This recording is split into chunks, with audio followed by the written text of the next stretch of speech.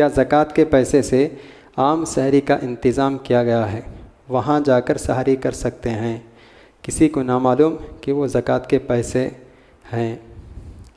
دیکھیے، سب سے پہلی چیز یہ ہے، زکوٰۃ کا پیسہ یہ غریبوں کا حق ہے۔ ہم غریب کو اس مال کا مالک بنانا ہے۔ یہ پیسے اس کو ہم دے دیں، وہ جو چاہے اس کو اس میں استعمال کر سکتا ہے۔ کہ آدمی اگر غریب آدمی چاہتا ہے کہ میں کپڑے خریدوں تو کپڑے خرید سکتا ہے، وہ چاہتا ہے کہ میں تعلیم میں خرچ کروں تو تعلیم میں خرچ کر سکتا ہے، وہ چاہیں کہ میں گھر کی اصلاح کروں، گھر کی مرمت کروں تو وہ اس میں استعمال کر سکتا ہے۔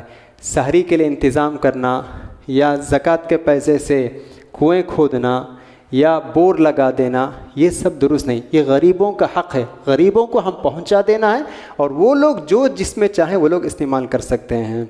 تو یہاں جو سوال کیا گیا ہے، اگر اس طرح اگر ہمیں معلوم ہے، اگر آپ زکوٰۃ کے مستحق لوگوں میں سے ہیں تو آپ اس سحری میں جا سکتے ہیں۔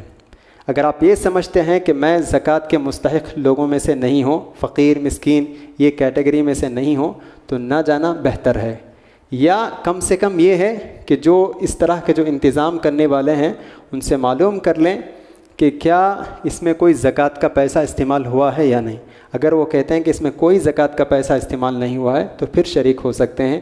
اگر وہ کہتے ہیں کہ اس میں ہم زکوٰۃ کا پیسہ استعمال کیے ہیں تو پھر نہ جانا بہتر ہے۔